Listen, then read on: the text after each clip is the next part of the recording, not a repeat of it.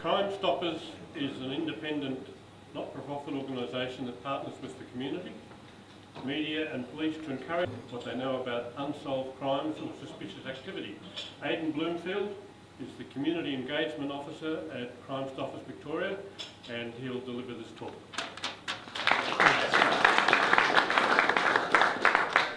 Perfect. So yeah, as I said, my name's Aiden Bloomfield. I'm the Community Engagement Officer for Crime Stoppers Victoria. What that basically means is I get to go out to places and talk to everyone, which is great. So, does anyone know who Crime Stoppers Victoria are and what we do? Yeah? Do you know what we do? Stop crime, there we go, that's what I wanted. So, how do we do that though?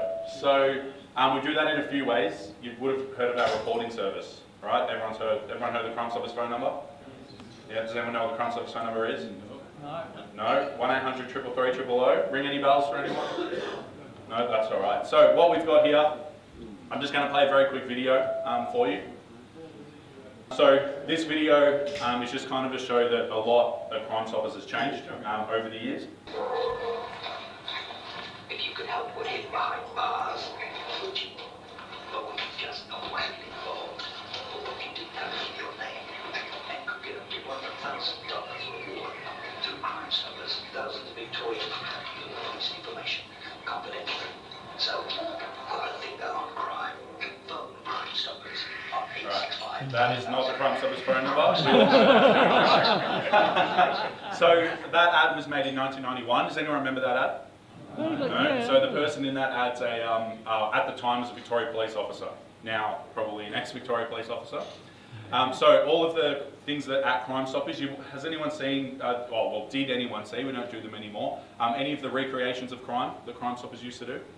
They'd be on TV on a Sunday night during the movie. Yeah. So all of those were made with Victoria police officers because we didn't have to pay them. It was fantastic. Now, that has all changed because now what we do is we get CCTV footage. So most of our reports that we get are using CCTV footage, which basically just means people send us the information and then we have the footage of exactly what happened with the crime and who was involved. So who is Crime Stoppers? So we're Australia's most trusted source for anonymous crime reporting. Basically what that means is you can report to Crime Stoppers and you can do that 100% anonymously.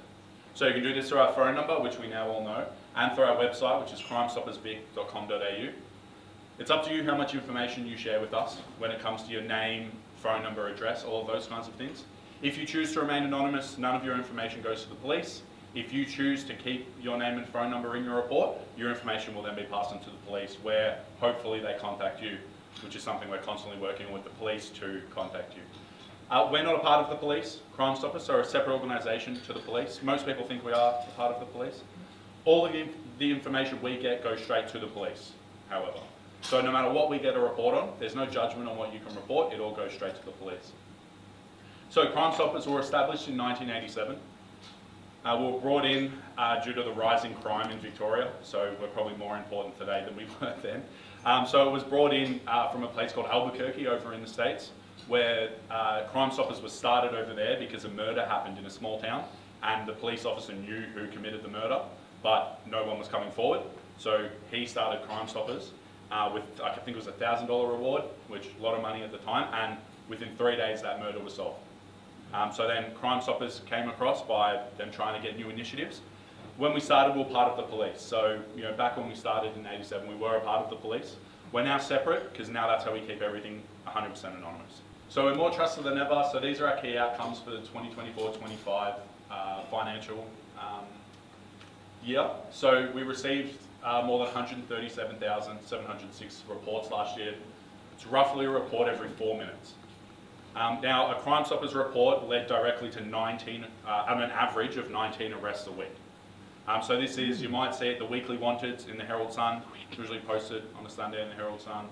A lot of our stuff is moving online because that's kind of where the community is moving to, but we still do a lot of stuff with our sort of old school media, I guess people would call it. So 997 arrests, 4,005 charges laid, over $26 million worth of illegal drugs seized, and $4 million in cash and property confiscated. the pillar here onto this was lots of animals found through Crime Stoppers reports. So illegal animals, 8 hedgehogs found, which hedgehogs are illegal in Australia. But all of these things were led directly back to Crime Stoppers reports, so from police closing their cases, helping us with all of these things. So we understand there's barriers to reporting crime. So what this basically means is, the first one is fear. So there's simply the fear of getting involved, the fear of the police, the fear of making a mistake, and the fear of information being too silly or too small. We worked with community to answer all of these questions. So this wasn't just me sitting in an office answering these questions. We worked with community, so people like you. I worked with quite a few progress groups on how to answer all of these questions. So the fear of getting involved, the best part about Crime Stoppers is you remain anonymous. So you don't have to get involved. You can give us the information you have. No one has to know you've reported, not even the police know you've reported. Again, that fear of police. So again, Crime Stoppers are not the police. But fear of the police kind of works in 2 parts. So there's simply, you don't like the police, maybe you've had a bad experience with the police, you don't want to contact the police. That's sort of the first pillar. The second one is, you don't want the police to come knock on your door. Maybe you're reporting on someone around you, someone in your street, someone in your household, and you're reporting on them, so you don't want the police come banging on your door asking for more information. So you report to Crime Stoppers, because then the police get the information, but they don't have to know you've reported. The fear of making a mistake and information being too silly or too small, kind of in the same category. So just report on what you know, report on what you can remember. Every piece of information will help us. We kind of say, that final piece of the puzzle, you might hold that piece of the puzzle. Every report we get is taken seriously. Like at the end of this, I'm going to ask if there's any questions. There's no such thing as a silly question. There's no such thing as a silly report. Trust me, I've heard it all. And so is Crime Stoppers. The next part is apathy. So these are questions that you ask yourself when you witness a crime.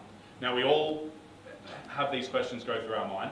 We all answer them quite differently. This is how we would like people to answer them. So what difference will it make? So again, think of crime like a puzzle. The police, it's community's job to build a puzzle, right?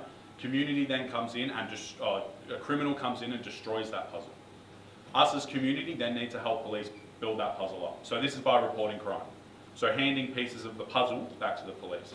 Now, let's say someone destroyed a puzzle in this room and you leave with a piece of that puzzle. You don't want to come back into the room and hand it to the police because the criminal's still in the room. So you hand it to Crime Stoppers. We then hand it to the police without anyone knowing, and then the police can build that puzzle. So does someone else sort of said something? So a lot of times people see things but don't report things. So this is called the bystander effect. Has anyone heard of the bystander effect before? Yeah, a few people. So the bystander effect is basically, if 100 people witness a crime, 100 people won't report a crime.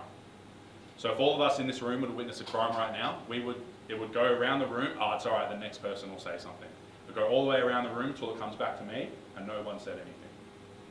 So what we want to do is create active bystanders. So studies do show the less people that witness a crime, the more people that report a crime, which doesn't make sense to me. But what we're trying to do is get all of us in this room witness a crime, all of us would report the crime. We all perceive things slightly differently, we all see things from a different angle. And very quickly you can make a report to help solve that crime. It's not my job and it's not that important. Again, same kind of category. So we need your help. So Crime Stoppers, Victoria Police, we need everyone in the community to help keep our community safe. So police can't be everywhere, as I'm sure we all know. So as community, if we witness things, we report it. We can help because the effects of crime can have long-lasting effects on a person, families, and even just areas, like local areas as well. So I live out in Officer, if anyone kind of knows where Officer is, near Pakenham is usually what people then say.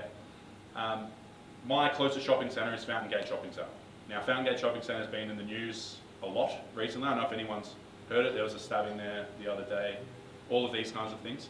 My perception of safety at the shopping centre, do you think it's good or bad? What do you think? Bad? Yeah. So I think when I go to Fountain Gate Shopping Centre, I think everyone's carrying a knife. Because that's what the media would push out there, and that's these young people, most of these young people know each other. You also know the places to avoid. I've started parking in a different spot as well because I'm near cameras and lighting and stuff like that. So my habits have changed based on crime and stuff happening around me, but I'm not the victim of the crime. Right? So getting these things solved, police doing more things in the area can help sort of with that perception of crime, help helps build that perception of crime to be better and a safer place, safer community. So where can you find us? So you can obviously find us in the Herald Sun, local radio, more than just what's on here. 7, 9 and 10, we're also quite a bit on ABC at the moment. They're picking up quite a few of our things, which is fantastic. Yeah, newspapers, radio, online, social media is obviously where things are moving to, but we're always going to stay in these kind of places. And then out in the community, doing stuff like this. So getting out in the community is something I'm very passionate about. I like getting out and talking to people, as I'm sure you all know I love to talk. So trying to get out there is something I'm quite passionate about. So we are on local radio as well, so if you've got a local radio or a part of local radio and Crime Stoppers isn't a part of that, please come to me at the end. We've got a fantastic media team who their sole job is to look after all of our media stuff. So please, yeah, come have a chat at the end. So our crime prevention campaigns. So how Crime Stoppers program works, what we do is we partner with different organisations. So how we do this to raise community awareness, but also crime prevention. First and foremost, Crime Stoppers is a reporting agency. So we need reports. So a big part of most of these campaigns is to generate reports. So a few of the campaigns we've got on here that I quite like talking about, the no illegal guns, that's usually a big draw card for people. This was simply if you have an unregistered firearm, we were letting everyone know that we're now in a permanent firearms amnesty, which basically means you can hand the firearm in to a registered dealer or a local police station. If you're going to your local police station with a gun, please call them first. Don't rock in waving a gun around. I don't think they'll enjoy that. It has happened multiple times. They do say leave it in your car, go inside, let them know you've got it, but call them first if you can. We've also got campaigns with Agriculture Victoria and the Conservation Regulator. Now these campaigns vary in that with the Conservation Regulator we work with our native animals. So people hurting, endangering our native animals, we want people to report to Crime Stoppers about those kinds of things. And then with Agriculture Victoria, it looks at exotic animals. So people shipping in animals that don't belong to Australia. A big one is the hedgehogs, which is why they're pictured up there as well. Snakes are massive as well. Iguanas are a big thing in turtles. A lot of times what you're seeing is these animals being brought in and sold to then fund other parts of crime. So obviously if you leave here going, I own a hedgehog, please hand it in somewhere. But if you know anyone, you can report it to Crime Stoppers too. Two other campaigns, Share If You Care and our Cut the Violence campaign at the end there. These were campaigns created for young people, by young people. So we worked with young people out at different schools, some in the west, some in the south, where we created these campaigns down to the wording used. So share if you care, because these young people want people to share because you care about the people around you. Everyone's got, you know, a mum, dad, you know, guardian, brothers, sisters, aunties, uncles, those kinds of things that we care about. And if something happened to them, these young people thought they would want someone to report if something happened to their loved ones. Let us know, stay unknown. A lot of these young people didn't know what the word anonymous meant. Wasn't gonna, you know, I had a chat to the school, maybe we need to let them know, but we chose the word unknown because that resonated with these young people. The Cut the Violence campaign, it was down to what knife is used in what area. So each area, kind of out in the west and the south, when it comes to knife crime, the knives that they hold are different. So when we're targeting areas with our ads and everything like that, it's well, what knife works for that area. So all the way down to that kind of thing, language use, all those kinds of things. So a big part of last year for us was aggravated burglaries. So this campaign was called the Key to Safety. Unfortunately, across Victoria, we recorded a record high increase of 26.8% of ag burglaries, or aggravated burglaries. However, most of these aggravated burglaries were what we call crime of convenience or opportunistic crimes, where doors were left open. All these criminals do, I'm sure you know, you probably see it all the time, they go through, they just try door handles. If a door opens, they're in. It's roughly 70% of these aggravated burglaries were from unlocked doors. So what we tried to do was to try and get people to A, lock their doors, but also invest in security footage, floodlights, report it. So even if you see someone a bit sketchy in your street, report it. If someone comes and tries your door, even if they don't get in, and you go, well, I haven't committed a crime, what's to say they didn't break in 2 doors down? So make sure we're reporting it. This crime is underreported because people, the success rate for them, you can see there, 14.1% of attempts are unsuccessful. Basically just on, trying the door handles and hoping that they'll get in. People don't report that, which therefore means that that number is probably statistically a lot higher. So trying to get people to report things as well. If you're up in the middle of the night and you hear someone trying your door handle, don't think that really tall guy told me to call Crime Stoppers. Call 000. Even if they don't get into your home, it's still suspicious activity and someone is on your property trying your door handle, please call 000. Even if the police don't come, you've logged that call, but hopefully they do come. So, current policing efforts are quite stretched, as I'm sure, again, all of you know. So what we're trying to get is community-led prevention. So that's more reporting through Crime Stoppers or the 131 number. Quick question? Yep. Yep. Do you ever get used vindictively? People trying to set someone up to cause a So all of our reports get sent straight to the police. So it's up to the police to determine whether or not something's actually happened. All of the reports, trust me, we've seen everything. All of our reports, even if we get it and go, that's just not true, it still gets sent to the police. It just gets sent slightly different way to the police, where it's just uploaded to their system. All of our information gets uploaded to the police system, no matter what it is, because you never know what could or couldn't be helpful. I had a question once, same kind of question. Someone pretty much said, so I can just keep reporting on my neighbour. Now, I can't say yes or no to do that. I would recommend that you don't keep doing that, because eventually the police are going to get the report and they're going to go, well, clearly this is a disgruntled neighbour, so they'll change how they investigate it. Rather than just banging on his door saying, what are you doing wrong, they might check other places. So, yeah, all of that stuff goes to the police. The police are pretty good at determining whether or not it's a hoax call and stuff like that. So our top 5 safety tips for all of you: lock all of your doors and windows, even if you're at home. If you don't have like a security door, please get one and lock it. I like to leave the doors open. I like the airflow in the house. So I got security doors installed that I can keep locked, which again, keep me quite safe. If your garage has an internal access door, make sure you lock that. A lot of times we shut our garage and then we go inside. We have an external garage door that leads into our backyard that we don't lock. We then have an internal door that leads into our house that we don't lock. So that is direct access into your house. So making sure we're locking at least one of those doors. I'm going to recommend both of those doors, but at least one of them, preferably the external one. So then if some people can't get into your garage as well. But how do they get into the garage? Jump in your fence. What? If they jump your fence. So if say you have a garage and you've got a door that leads out into your I backyard. understand that.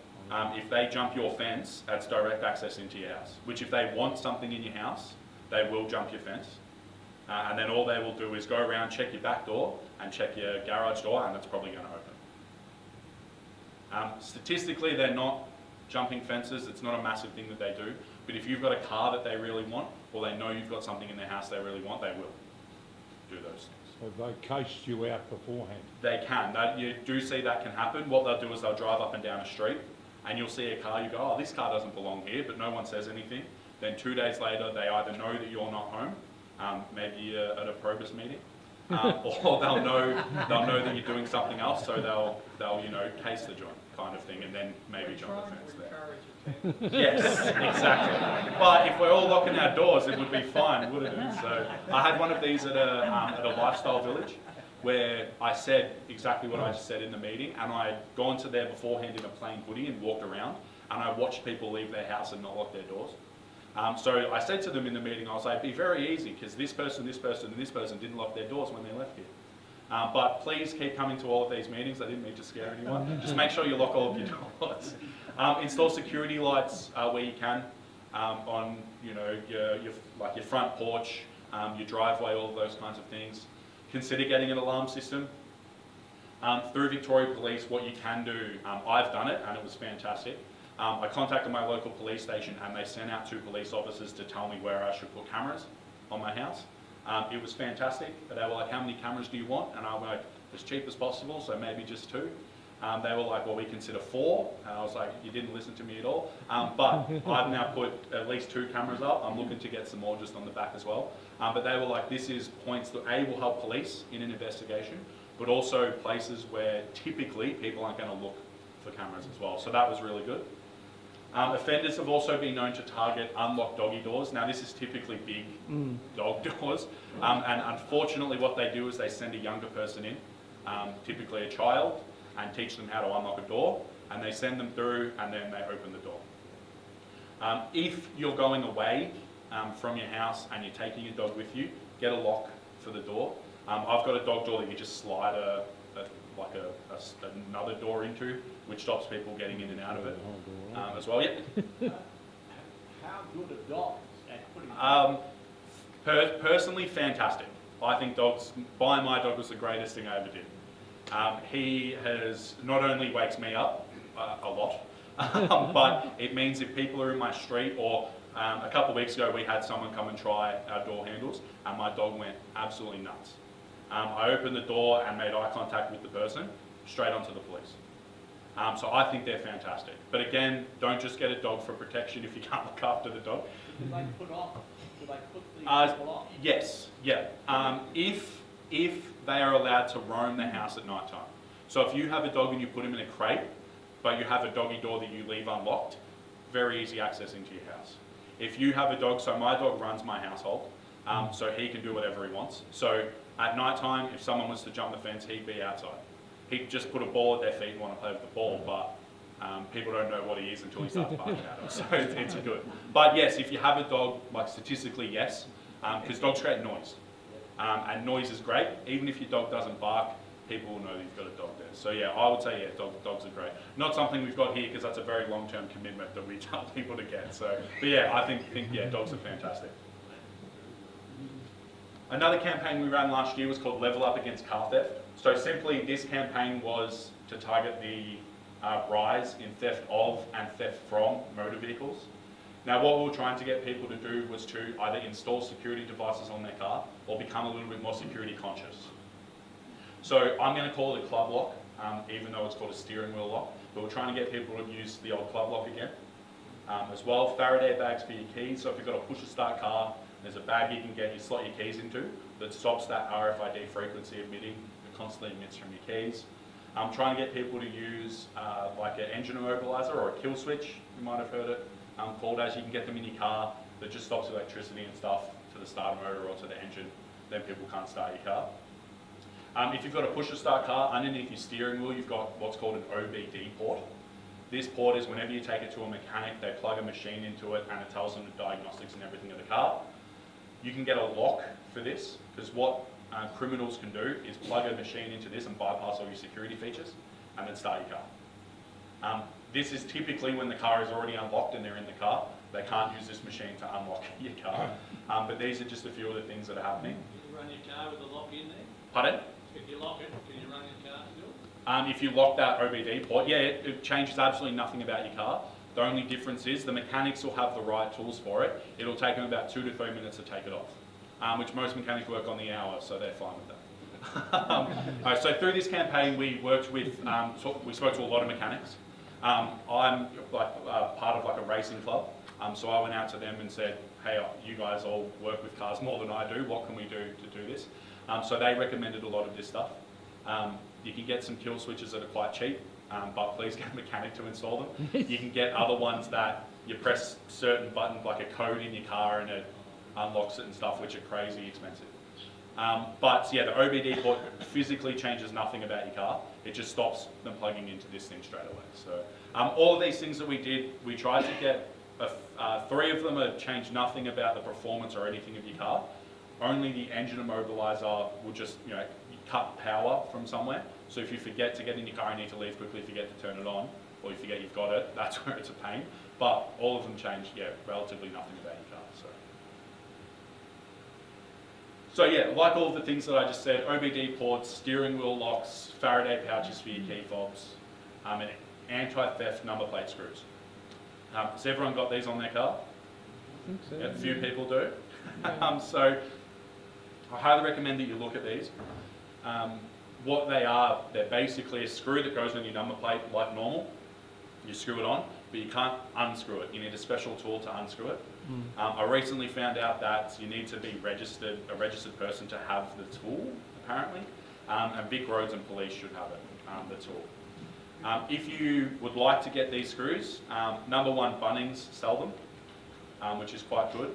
And number two, if you head down to your local police station, they should have them and they can give them to you for free. Please call them to make sure. I don't want you to go down there and say they said this. I do a lot of stuff kind of out this way, so I know that Moorabbin Station had some. Ran a safe plate day with the police in the local area who had some. So please call them first just to see if they've got them as well. Could be quite handy. And how do you put them in? You just screw them in with a flathead screwdriver. So they screw in fine.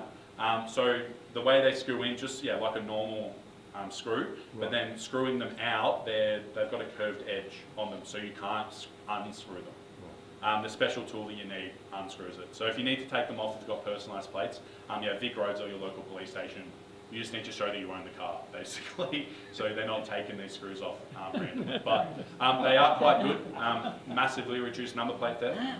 I was out in Bentley last week at a RSL group, and I was doing this exact talk, and then one of the guys in there went, oh, yeah, said to his mate, yeah, like, hey, you've got no number plates on your car.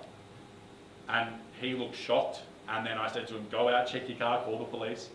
Within the 10 minutes of me arriving to the venue, and then this other guy arriving, someone had stolen his number plates. That's how quick it happened. It probably happened as soon as I left my car. But as I'm talking about the number plate screws, he went, oh, I should get some, and then found out his number plates had already been stolen. And what do they do generally with the number plates? They'll put them on their same car. So they'll put them on cars, rather than steal your car, they'll put them on the same make, model of the car, and then go commit crimes in it. Because they go speeding down, the road, go on a toll kind of thing, you're going to get the toll fine or the speeding fine rather than them. Purely that's why. So it's just an easier way for them not to have to then steal a whole car. It must be some detector that the police are using, because they're saying this is from the air, this is a car that's got stolen number plate. So typically they can. So typically what you'll find is the year will be wrong on the car. They'll just go the same brand. So like I drive a Toyota Camry, which is one of the most common and probably stolen cars. So what you'll find is they'll put number plates of the Camry on another Camry, but it won't be the same year, is typically what you find. And if you're reporting it quickly, the police know, all right, this number plate's been stolen, we're following a car with the same number plates, we know that it's stolen. So if you happen to find that your car has been stolen or your number plates have been stolen, first of all, don't rush out into your car and try and kick the people out of your car. Call the police. You just need to know your number plate, car, make and model, year of your car if you can, VIN number if you've got that handy too, and any special features of your car. So this can be from headlights you put on, bull bars, special things, to you reversed into a tree 10 years ago and never got the, you never got your car fixed. That's something people can't fake on a car, but think of these special features and take photos of them too. Because what you see is, it's a lot of damage to my car. If someone steals it, it's a special feature of the car. So take photos of it as well. Obviously in an emergency, contact 000. If you wake up in the morning and your car is gone, contact the 131 444 number. That's the police assistance line. You might have seen it, police without the sirens. If your neighbour across the road has their car stolen and you don't like them all that much, so you don't really want to get involved with them, contact Crime Stoppers. You can report it anonymously. You don't have to talk to your neighbour if you don't like them as well. I thought for ages of a funny way to get people to report to Crime Stoppers in that situation, and I've got a neighbour across the road I don't particularly like, so that's where I went with that one. So, but the same thing, if you happen to hear someone or see, say through social media or anything like that, that you know someone's stolen a car, you can report that to Crime Stoppers as well. So, scams awareness. So, do we all know what a scam is? I'm sure we've all heard about scams quite a lot. I'm not going to do a massive part on scams. I'm going to give you some good directions on where to go. So, we all know what scammers are after. That first and foremost are after your money, but they're also after your identity. Because this is how they can then get more money off of you. If you think you have been scammed, please contact ScamWatch. I'm sure, hopefully everyone's heard of ScamWatch. Contact ScamWatch, they can help you as best as they can. They've got good support services as well that can help you too. If you know someone is scamming people, so whether it's through a Facebook marketplace scam or anything like that, please report it to Crime Stoppers.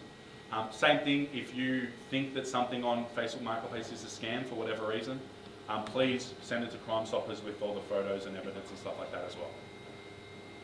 If you think something's a scam that comes through, whether it's through a phone call, text or email, please head down to your local police station and just show them. They'll be able to help you pretty quickly. No government agency is going to send you a link, so MyGov isn't going to send you a link to say, click on this link to go to MyGov. They're going to say, log into your MyGov account, check your messages, stuff like that. No government organisation is going to ask you to pay for things through gift cards either. So if you're getting asked to pay for things through gift cards or anything like that, please, don't do that. Happy to talk with some people at the end as well. Crime Stoppers, we are a place where you can go, but Scam Watch is probably a little bit better if you've been scammed or think you're being scammed as well. So this is what our website looks like. So you can kind of see here, this is, you click on this one, start an online report, or you can give us a call through that as well. What I want to point out is just the top, just up here. So can we all see the circle up here? So that's not normally on our website, just doing that so I can show you what it looks like. So that leads you straight to a quick exit button. That quick exit button will take you straight out to Google. So this means if you're on the Crime Stoppers website and for whatever reason you need to get off it quite quickly, you can click on that. Or if you want to show people a real fun way to get to Google, that's what you want to. It did used to float with you. It was like playing a fun game to try and get it. But it does constantly sit there. A bit easier to get to than the X that usually sits up the top. And I believe it takes it out of your bookmarks and stuff as well. So just a quick note to that one too. All right, let's talk all of you, so community, and let's talk prevention. So it's an unfortunate fact that every community is going to have to deal with crime. If we didn't have to deal with crime, I wouldn't be here, which means I'd have another job. Unfortunately, I'm always going to have a job. I'd love to tell you tomorrow that I don't have a job, there'd be no crime. But what we can do about this is take steps to prevent crime, to learn about crime, to understand what is happening within our area, and what we call crime trends. So unfortunately, crime's become trendy. So at the moment, number plate theft of motor vehicles is a trendy crime.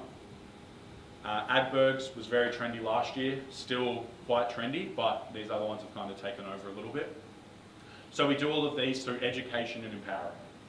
So first of all, it's coming out, delivering presentations to people, letting you know who Crime Stoppers are and what we do. So before this, who thought Crime Stoppers was a part of the police? It's okay if you did, you can raise your hand, it's all right. There's probably a couple more that don't want to raise their hand, that's all right. So trying to let people know that. A lot of people won't report to the police because you can't remain anonymous if you go to the police, but if you come to Crime Stoppers, you can remain anonymous. So we do these things, through target hardening. So that's targeting certain areas through certain campaigns. So the aggravated burglaries campaign kind of focused on the southeast as our target, because that's where we found with Victoria Police that things were happening. Speaking to your neighbours and your peers about things that are happening. So having a great group like this, maybe allocating a couple of minutes where people can talk about what's going on within the community and all of those kinds of things. Something I think is quite lost. I don't know if you can tell, I'm the person in my street that talks to everyone. I like to know what's going on. I like to know when people, who owns what car, so then I know that my street's a little bit safer. Spreading that feeling of safety. So sometimes what we see through media, through social media, all those kinds of things, can be quite negative and quite focusing on what gets clicks. So letting people know that, hey, statistically this is kind of what's going on. The difference, does everyone know the difference between an aggravated burglary and a home invasion? No. So an aggravated burglary is typically opportunistic, not a targeted attack. Typically, at an aggravated burglary, when they come into your house, they're after your keys to your car or money, very simply. A home invasion, on the other hand, is when someone breaks into a house, typically parties known to each other, and they're usually there because they don't like the person, so to cause pain. Home invasions are much more targeted. This is where you're finding they're casing a lot more than just that one day of seeing what your movements are, and they're typically there to hurt people. So you'll hear often, they'll say, there was another home invasion last night, but typically it was an aggravated burglary. So aggravated burglary, again, the definition is if someone breaks into your house and you are home. This even leads to if someone breaks into your garage that's attached to your house, doesn't actually physically get into your actual home, that is still an aggravated burglary as well. So that's the key difference. Hopefully that helps a little bit. Often people think everything's a home invasion. It's not. So not everything has to cost money. So I have said quite a bit about getting cameras, all of these big things and stuff. What it can be is just becoming a little bit more safety conscious. So making sure you're locking both doors when you leave home, you know, your normal front door and your fly screen if you've got one. Make sure your garage is closed, all of those kinds of things. Just to kind of, you know, help learn some safe habits as well. So this here, I'll read it out, it might be a bit hard to see in the back. So this is from the Crime Statistics Agency. So this is from September 24 to September 25. The new statistics haven't quite come out yet. I grabbed this off their website this morning. So it breaks things down through location types, which is like a house, those kinds of things, suburbs, and then principal offence groups, so what crimes are being committed.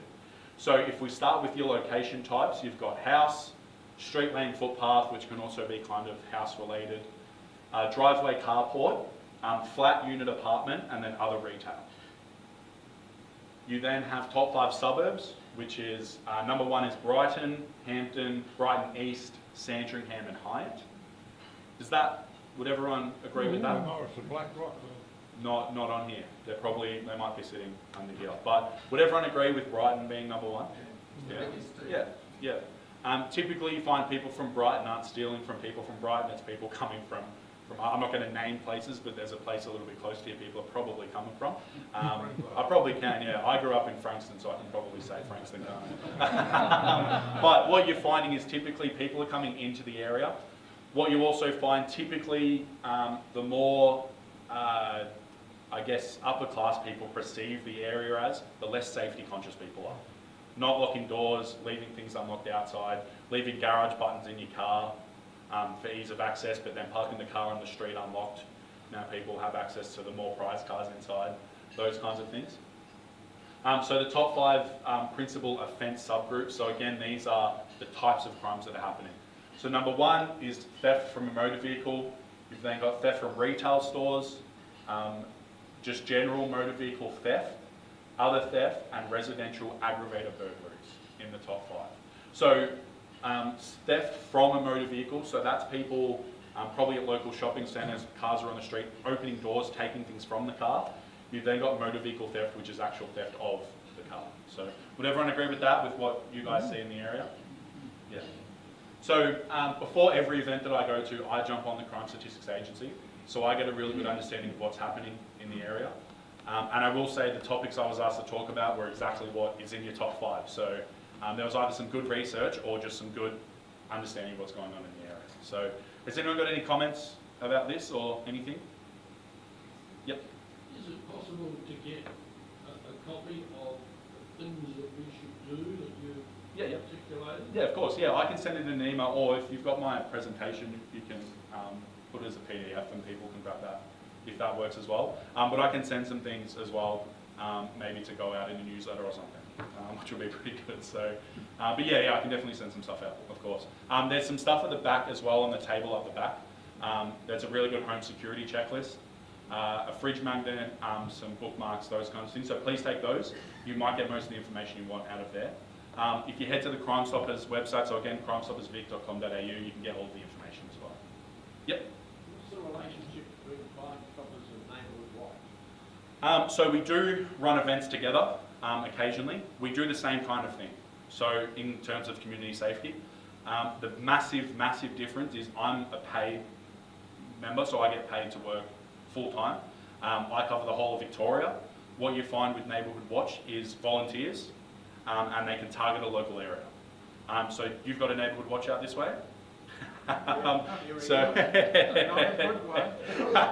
I think they're a great one. They had a really good Crime Stoppers talk one day.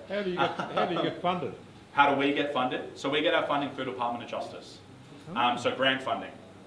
So we apply for a grant just like any other non-for-profit, and that's how we kind of keep running. So Just before we call for more questions, can I just endorse what Aiden said about the Faraday pouches? These are for, they prevent electronic relay of your car keys that are in your entrance hall, and you can get them for $10 each from Amazon. And they actually work. I've tested them out. Yes. Right. So more questions? John? Is it disheartening for you and the police that you send someone to the courts and they say, oh, don't do it again? For me, not so much, because for me personally, I see it as the more that we report, the more that things will happen. What you also see is at the moment with youth crime especially, there's actually less youth committing crime, but the youth that are committing crime are committing more crimes. Right? Does that make sense? So at the moment, you've got where back 20 years ago, a young person committing a crime might commit 1 or 2 offences a night. They're now committing 10, 15 offences a night. But there's less of them doing it, if that makes sense. But obviously, it's all in the media doing stuff. So. I never hear the word parents get used when we talk about youth crime. Yep. Do you think more needs to be done in the way of dealing with or having parents take responsibility? Yeah. So just secondly, can you tell me whether I should be reporting speeding on Beach Road? Yes, definitely report the speeding. 99% of the cars? Have you got a dash cam? No. No, that's fine. So yes, definitely report speeding. All of you should be, because if all of you were to leave here and report speeding, it means the police would have to take action. So the police would have to target certain areas. So I did it as well. Where I live, there's 2 schools. It's 60, but then obviously 40 during school times. People do 80 down this road all the time. So I made only 1 Crime Stoppers report. People in my street also made Crime Stoppers reports. The police then put one of their portable cameras in the middle of the street. And that helped reduce the speed, sorry. It's now kept like that, which is good. So, and the other part of your question is there are a lot of services out there for parents. Unfortunately, they're opt-in services. So we can't force them to do things, but I work with a lot of services in lots of different areas, and parents have to opt in, unfortunately. They can't force them to do it. So. Great. As a victim of a car thief in Black Rock, Yep. I don't know why, whether I had the keys in my pocket, I don't know why, Yep. but anyhow, I went to get the paper. Car got pinched. Yep. The thing that hurt me in the end, I just want to warn everybody, if you've got a car that's about 8 or 10 year old, check with your insurance company, because the first thing there was no damage to the car after we found it, and it gets written off. Yep.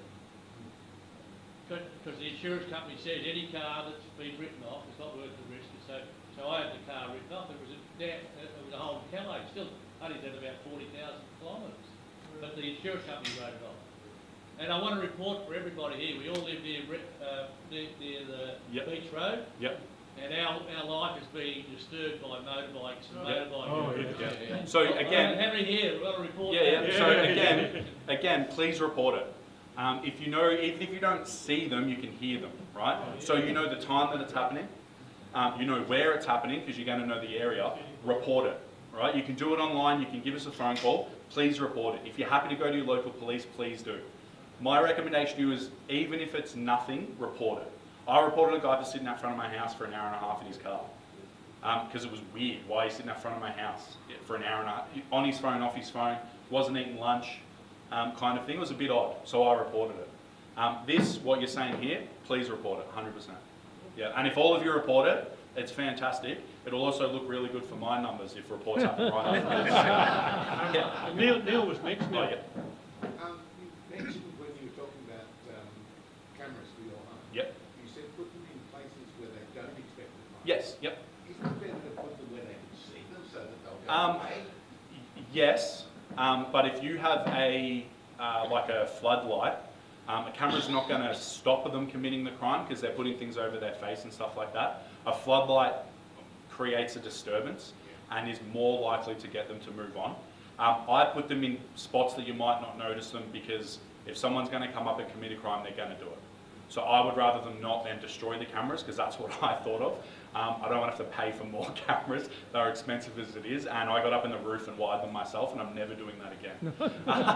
But I highly recommend, if you're going to put cameras up, put them, whatever works for you, really. It just personally worked for me to put them there. So. Yeah. How are you funded? Yeah. So we get our funding from the Department of Justice. So they give us funding. It's a grant funding we have to apply for every year. We also get funding through Victoria Police. to run campaigns alongside them every year, and then other grant funding. So we've applied for quite a few grants to work on some things, but that's how we get funded, like any other non-for-profit. How many on the staff? So there is 14 of us, so we're split into two. There's 14 of us at Crime Stoppers Victoria. That's our CEO, our accountant and stuff, a media team. So in-house graphic designer, in-house radio, they jump on radio, do all of our articles and stuff as well. In-house person who looks after our website and all of those kinds of things. 4 of us in the community engagement team, which is my team. We cover the whole of Victoria. And then you've got the Crime Stoppers unit, which are the people that when you call, you're not, don't call and say, I want to talk to Aiden, because I don't take the phone calls. But the people that you call, I think there's 16 of them on staff, which is good. And then 4 Victoria police officers that liaise between us and Victoria Police. We've got time for a couple more questions. I'll hang around for a little bit at the Yeah. end too, so. Your chart there for the baseline. Yep, yep. How does that relate to other areas? Yeah. So in terms of how does this data look across in other places, is How that? do we fare? Yeah. So I did forget to mention that. So just here, you've got the Victorian average. You guys are here, so under the Victorian average. This is per 100,000 as well, so it is comparable. It's not just it's per 100,000. So quite under the Victorian average, which is good. A lot of these will be opportunistic thefts though, so just please lock your cards. Okay. Last question is from Duncan Gibson. Thank you. If I whack a thief in my home, is that his fault? If they are breaking into your home and it is equal or lesser force, then no. So if someone breaks into your house with a knife and you hit them with a baseball bat, you are fine. If they run away, slip on the rug and then you hit them, they're not a threat to you anymore. That is what would be considered an assault. My recommendation in this situation though would be comply. If they want your keys, they're going to get your keys, right? So this is why we hopefully all have insurance, and if you don't, I recommend you go do that after this. But insurance and all of our things, if someone breaks into my house, take my car. It's fine. Because then I'm safe and my wife's safe as well. So. Okay. I'd like to call on Jeff Bransbury to be the thank you. Thank you, Aiden. Thank you, Aiden. I think everyone will agree that was absolutely fantastic. Wonderful. While I give him his bottle of wine, there's a couple of things. You mentioned screws. Yep. You can actually get those from Neighbourhood Watch, so you can contact me. We've got them. They're free. Council's going to supply them too. And if you wait long enough, because we do free plate days, we actually fit them free to your cars as well. We could be doing one later on this year. We did one last November. The other thing about dogs, Yep. I can test for that. I've had a little dog, and he lovely little dog, and he saved us. We had all that happening in our street. We thought it was a fox outside, but it turned out to be crooks trying to get over the fence. Lovely little dog, but he also, unfortunately, bit Ken twice, didn't he? So he must have thought you were a burglar. And the third thing is, Neighbourhood Watch is inviting Aiden, and Ken, but Aiden, to a morning tea at Black Rock House, where he'll be asked questions and everybody will ask him questions. It'll be at Black Rock House on the 18th of March, so maybe put that in your diary. I'll let you know about that later. What time? It'll be at 10 o'clock, 10:30. It'll be in the Neighbourhood Watch newsletter. And so, wonderful, Aiden. Thank you very much. Yes. And here's Awesome. Thank something you. special. Cheers. Thank you. Thanks, everyone.